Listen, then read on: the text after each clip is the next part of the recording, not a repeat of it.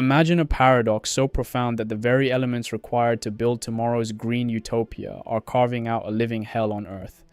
Deep beneath the rainforests of Central Africa lies a geological jackpot worth trillions of dollars. This is the Democratic Republic of the Congo. It is a nation holding 75% of the planet's cobalt, millions of tons of high-grade copper, and enough coltan to power every smartphone, electric vehicle, and advanced weapon system on the drawing board of global superpowers. Yet, as the world races toward a high-tech, clean energy future, this immense wealth has not brought prosperity. It has brought a relentless, blood-soaked curse. Look at the ground reality today. The human cost of this resource rush is staggering. Over 14 million human beings are trapped in a state of acute humanitarian crisis, broken by a toxic convergence of poverty, disease, and starvation. By the end of this year, the number of internally displaced people and refugees fleeing the violence is projected to hit a catastrophic 9 million. Just weeks ago, in May, 70 civilians were massacred in a single day in the northern province of Ituri. Their lives were extinguished not by a natural disaster, but by a complex, multi-layered war machine fueled by the very minerals sitting inside your pocket right now. To understand how a land so rich became so broken, we have to look at the map and trace the scars back more than a century. The Congo did not begin as a modern nation-state.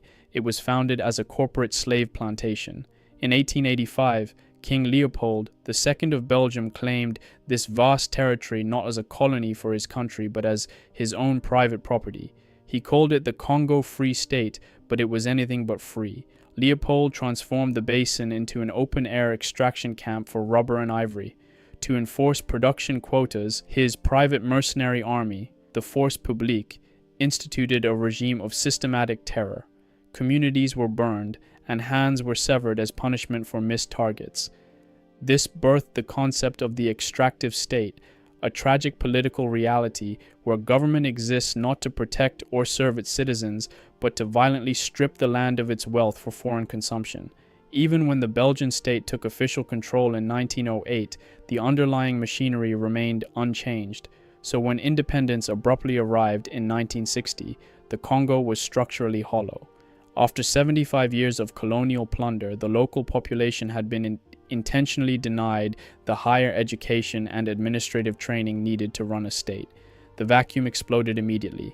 Within days, the army mutinied, and foreign corporate interests backed the immediate secession of the wealthiest mineral-rich provinces, Katanga and South Kasai. As we look closer at this map of geopolitical chess, hit that subscribe button and like the video to help us uncover more of these global secrets. Now, back to the crisis. Amidst this early chaos stood Patrice Lumumba, the Congo's first democratically elected prime minister and a fiery symbol of African independence.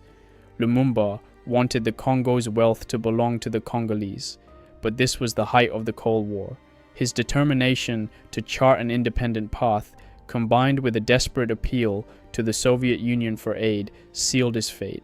In 1961, with Western intelligence agencies pulling the strings behind the scenes, Lumumba was arrested, executed, and his body dissolved in acid. In his place rose Joseph Mobutu. Backed by the West as a bulwark against communism, Mobutu seized power in a 1965 coup, renamed the nation Zaire, and ruled with an iron fist for over 3 decades. Mobutu stabilized the country, but he did so by building a kleptocracy.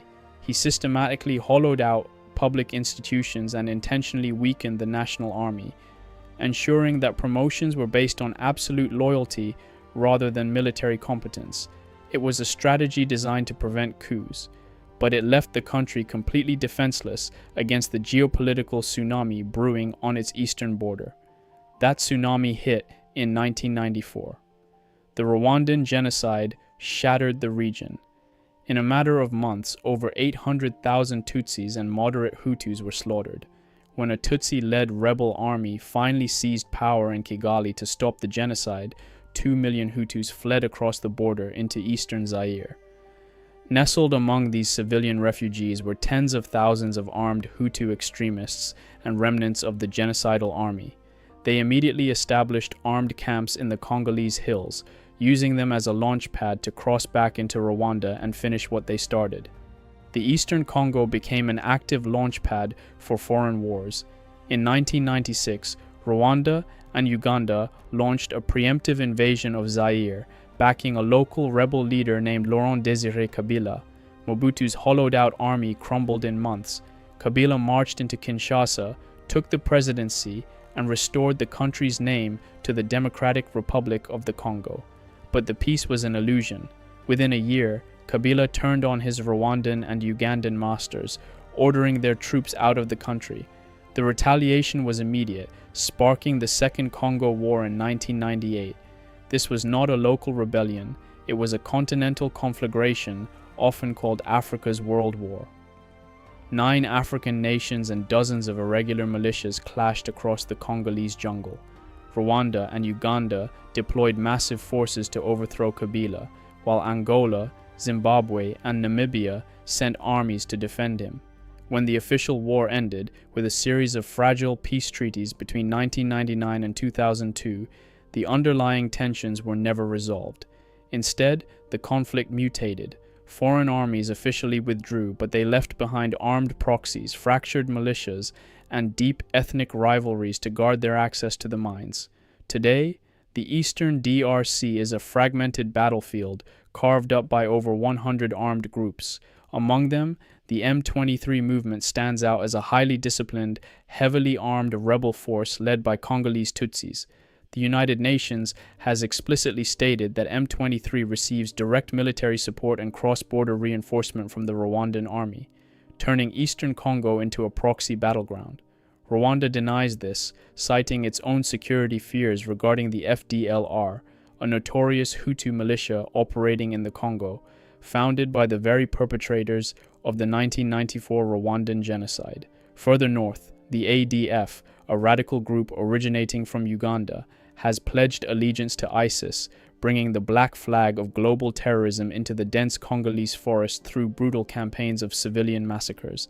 Meanwhile, local ethnic militias like Codeco fight savage wars over land and resources in Ituri, while state-sanctioned self-defense groups known as the Wazalendo have grown so powerful they now bypass government control entirely.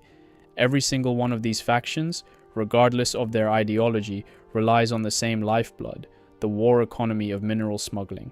The math behind this conflict is cold, precise, and devastating. The Congo produced 230,000 tons of cobalt last year, 3/4 of the entire global supply. It exported over 3 million tons of copper. It controls over half of the world's coltan, the irreplaceable heart of the microcapacitors in our medical devices and military hardware. It holds a staggering 150 million carats of diamond reserves, but very little of this wealth passes through official government channels.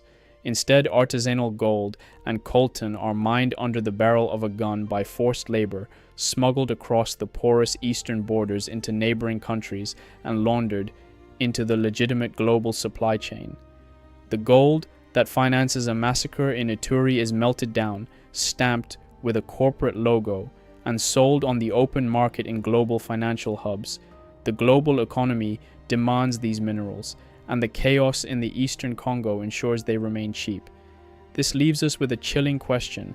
Is the international community truly powerless to stop the violence tearing the Congo apart, or is the ongoing instability of the world's richest mineral reserves simply too profitable for the global tech supply chain to ever allow real peace?